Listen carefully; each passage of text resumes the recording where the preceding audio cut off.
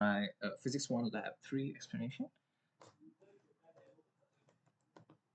So first, just introducing the problem, right? We're going to be finding the mass of a black hole by analyzing a star's object orbit, and we're going to use this information to find the initial velocity that the ship must have on leaving the surface of the planet. So in terms of like the physics principles that we're using, we're calculating the mass of a system using the gravitational force equation, so F net, F grav, etc. I'll get more into that later. But we want to understand the forces that are involved in circular motion, so specifically the forces that are parallel and perpendicular to the motion. And generally, we're using Newton's second law and also Newton's universal law of gravitation. Just a preview of the kind of results that we're going to have. The left is part 1, the right is part 2. And yeah, this is just sort of a preview to get you the idea of the format of the results we're going to have. You can see we have our initial velocities here for the ship. The blue is the planetary orbit, and the magenta is the ship for the right. That's part 2. And here you can see we have our massive black hole. And this will make more sense once we actually get into the experiment, right? So these are just the main physics principles, like I've already mentioned. Newton's law of gravitation, g(mm) over r squared is F, that's F grav. And then, of course, our momentum principle, and here we have our velocity and position update formulas, respectively.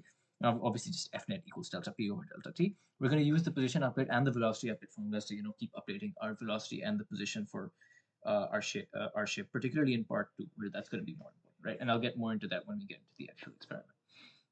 So just some reasoning for you here. Since we're in space, the only forces acting on the star are the gravity of the black hole. So F net equals F grav is a reasonable assumption we can make, right? And if F net parallel is in the same direction as motion, the object is speeding up. And F net perp influences really only the direction of the object, right?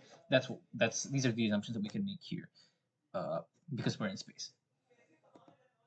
So just an idea for how we're going to go through with part 1, the code. It's going to look like this is pretty straightforward. F net equals delta P over delta T, change in momentum over time. And F net is equal to F grav, as we've already proven, because we're in space, right? There's no other force acting here. And we know the formula for F grav is g(mm) over r squared. We know one of these m's is the mass of the black hole, and we know we are given already as an initial value the other mass, right? So from this, we can rearrange this equation here in order to get the mass of the black hole, right? We're going to average multiple values for accuracy, and I'm going to do that in the glue script, right? But for part 2, right, what we're going to do is we're going to choose an initial velocity so that it's as close to the black hole as possible and that you're exiting the system. We're going to calculate the gravitational force acting on the planet by the black hole and ship using Newton's law of gravitation. We're just going to use the same law on the ship, and we're going to use the second law to update velocity and apply the position update formula. So our model here, we're just going to use the trajectory of star orbiting the black hole to find the mass of the black hole using Newton's law of gravitation, yada, yada, yada. I've already mentioned all of these things, right? That's just the model that we're using. Our system is the black hole and the surroundings are the star. So now, here in part 1, you can see the code that I've sort of written here. And the idea is just that, momentum equals mass times velocity, rate of change, delta P over delta P, F net equals dP over dt. We're calculating dP over dt parallel to p hat, and then multiplying the magnitude with p hat. And so again, here we're using Newton's second law. The vector is the sum of the parallel and the perpendicular components. R here is the distance between the black hole at the origin and at the star. And we rearrange Newton's gravitational law equation, like I mentioned, and then we average the masses at the end. And that's how we get the MBH value, the mass of the black hole. You can see here in the code, I've edited here to do all these things.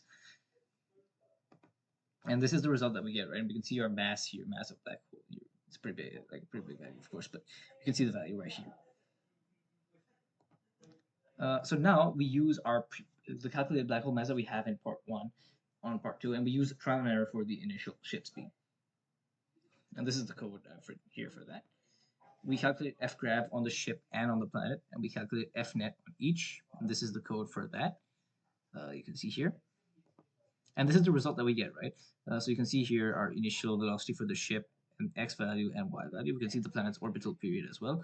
And this is the ultimate result that we get. So now for potential sources of error, the time interval could have been too short. There could have been inaccuracies in the average mass. I should have run the program longer to get more readings, but there still would have been some inaccuracy. And of course, because we use trial and error to find the velocities, it's not necessarily the most precise thing. And of course, since it's a simulation, it doesn't always affect all aspects of reality. So there might be some forces that we don't know of that were acting on the system, but that's never reflected in a simulation. So what does it mean?